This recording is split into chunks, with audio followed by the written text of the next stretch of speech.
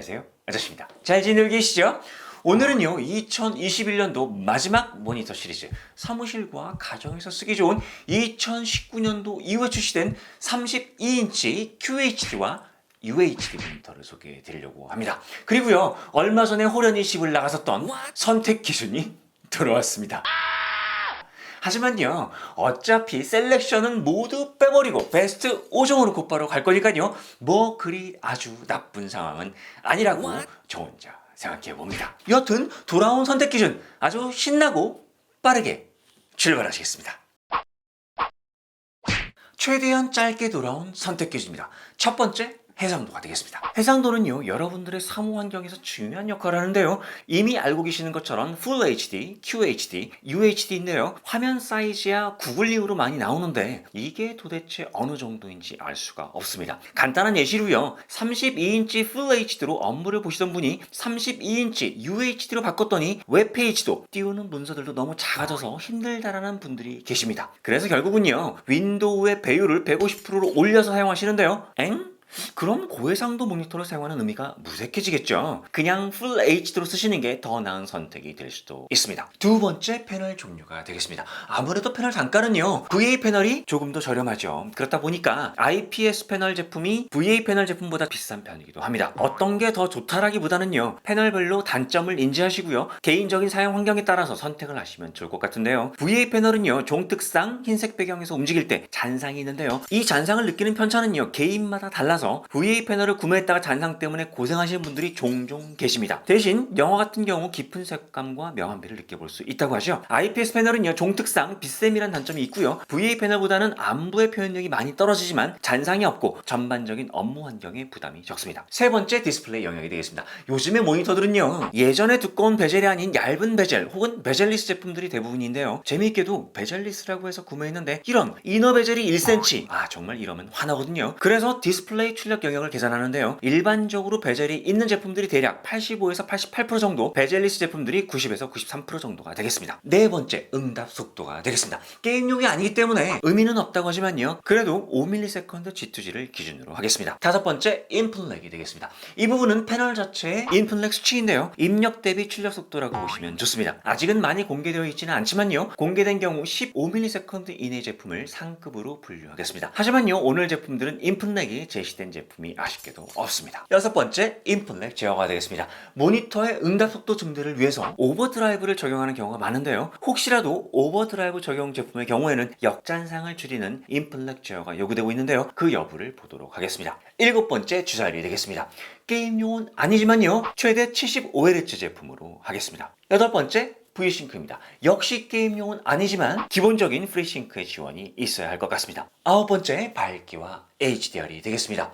밝기는 250니트가 최소 기준이고요. HDR은 아직까지 호불호가 많이 나뉘지만 아무래도 기능이 있으면 좋겠습니다. 열 번째 연결 포트인데요. 기본적인 DP, HDMI, 부가적인 USB Type-C 등을 확인하도록 하겠습니다. 11번째 편의 기능은요. 높낮이, 피벗, 스위블, 헤드폰 아웃, 스피커 등의 편의 기능 유무를 보도록 하겠습니다. 12번째 제품인데요. 브랜드 네이밍만 달리한 제품들은 모두 제외하고요. 글로벌 제품의 경우는 스펙의 신뢰도를 확인하기 위해서 국제 인증 취득 현황을 확인하고요. 국내 출시 전형의 경우는 감점하도록 하겠습니다. 그래도 이 정도면 참을만 하시죠? 그럼 곧바로 베스트 5종으로 출발하시겠습니다. 먼저 QHD 해상도 베스트 5종인데요. 셀렉션 16종 가운데 선정을 했습니다. 먼저 IPS 레노버 한종, LG 한종, 필립스 한종입니다. 레노버의 D32Q20은요 FRC 10비트 컬러의 일반적인 250니트인데요 디스플레이 출력 영역 86.8% 그러니까 이너 베젤 플러스 아웃 베젤 하면 1.2cm 정도가 이상이 됩니다. 응답 속도는요 오늘 베스트 제품 가운데 가장 빠른 4ms G2G이고요 프리싱크를 탑재했습니다만 플리커 프리 기능이 없고 HDCP 지원 기능도 없어서 그냥 모니터네 라는 정도가 되겠습니다. LG의 32QN650은요 FRC 10비트 컬러에 밝기가 350니트 그리고 HDR 기능을 탑재해서 상황에 따라 기능 활용이 좋고요 디스플레이의 출력 영역이 베스트 제품 가운데 가장 넓은 91%로 이너 베젤과 아웃 베젤의 두께가 약 0.7cm 정도 예상이 됩니다. 게임용은 아니지만요 그래도 인풋 렉 제어, 프리싱크, 플래그 이퀄라이저, 플리커 프리, 블루라이트 차단 그리고 HDCP 2.1을 지원해서 플스4 이상도 연결 사용이 가능한 점은 칭찬할 만합니다. 필립스 제품은요, 필립스의 보급형 라인인 이 라인업인데요. 커브드 제품인 325EC1과 325E8 등은 있지만요, 325E는 글로벌 제품 라인업에 없습니다. 정확한 확인은 불가능했지만요, 아마도 국내 전용 출시 제품이 아닌가 싶습니다. 일단 FRC 10비트 컬러에 밝기 250니트로 평범하고요. 명암비는 1200 정도인데 체감 정도가 낮아서 특별하진 않습니다. 밝기를 350니트로 하고요. USB Type-C를 탑재하고 지금 이 가격에 출시를 했더라면 LG를 쌉바를 만한 제품일 텐데라는 상상을 해봅니다. 다음은요, VA 패널을 적용한 HP 한종, 알파스캔 한종인데요. HP 파빌리온 32QHD는요, VA 패널인데도 평범한 색재현율의 보통 밝기인 300니트와 명암비를 가지고 있는데요. USB Type-C를 탑재했다는 것 이외에 VA 패널을 가진 평범한 모니터가 되겠습니다. 마지막은 알파스캔의 Q32 V3인데요. 일단 10비트가 아닌 트루 8비트 컬러, 광시야각이 아닌 170니트 일반 시야각이라는 점은 많이 아쉬운 부분입니다. 그리고요, V싱크 지원이 전혀 없다는 점도 상당히 아쉬운 부분이 되겠습니다. 이렇게 해서 1위는요, 역시 LG의 32QN650 제품이 되겠고요. 2위는 필립스의 325E, 3위는 HP 제품이 되겠습니다. 그럼 다음은요, UHD 해상도 베스트 5종으로 출발하시겠습니다.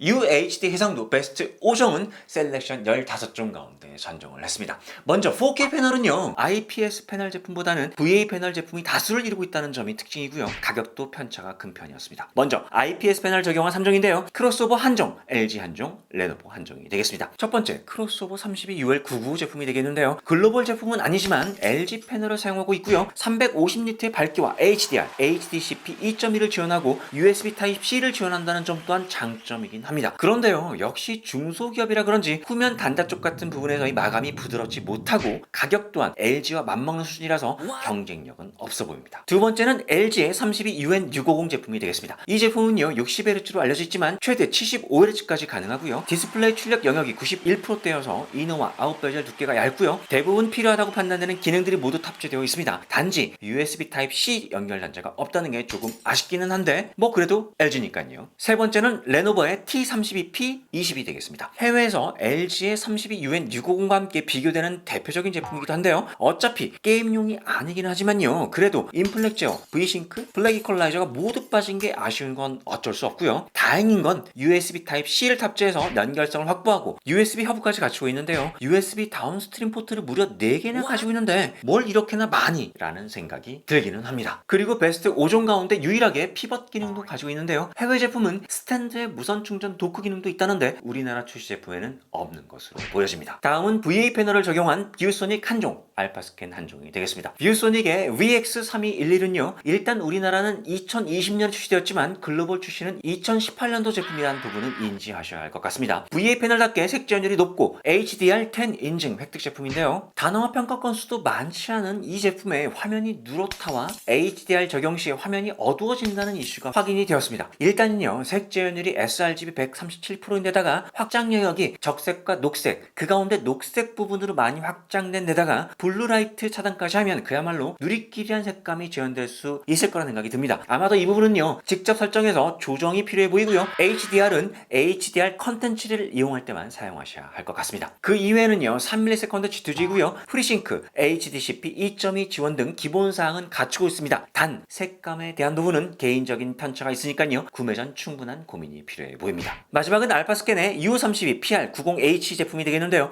알파스캔이 국내 전용 제품들을 종종 출시하는 것 같은데요. 역시 이 제품도 글로벌 출시가 확인되지 않은 제품이 되겠습니다. VA 패널 제품의 일반적인 스펙들을 가지고 있고 USB 허브 기능까지 탑재하고 있긴 하지만요, V싱크 비탑재 부분은 아쉬운 부분이 되겠습니다. 이렇게 해서 1위는요, 또 LG의 32UN650 제품이 되겠고요. 크로스오버는요, 점수로는 2위긴 한데요, 브랜드 인지도 면에서 보았을 때 가격 경쟁력이 많이 떨어져서 뷰소닉이 2위, 레노버가 3위가 되겠습니다. 자, 이제 선택은 여러분들의 몫이 되겠습니다.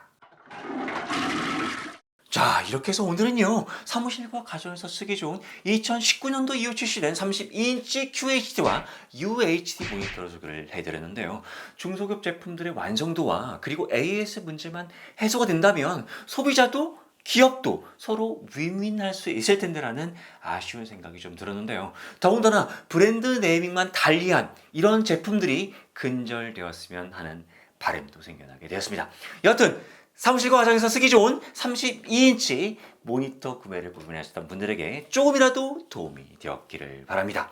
다음 영상에서는요 14만원짜리 가성비 빔 프로젝터인 샤오미 완보의 T2 맥스하고요 무려 64만원짜리 LG의 시네마 PF50KA를 아주 처절하게 비교를 하도록 하겠습니다. 재밌겠죠?